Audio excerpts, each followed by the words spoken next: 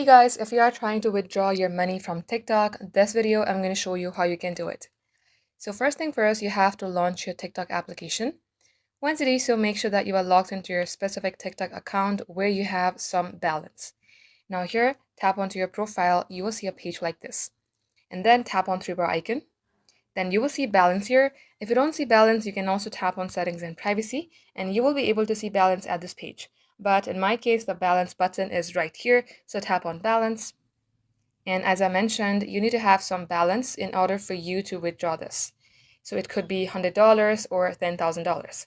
At this page, you will see your balance.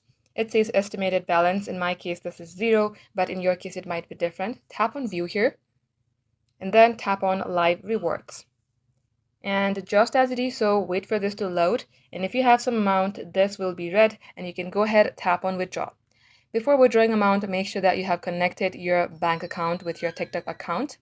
Your account is depending upon the country, so make sure that you connect the correct account. And likewise, once you do so, this is how you can withdraw your money. Thank you for watching.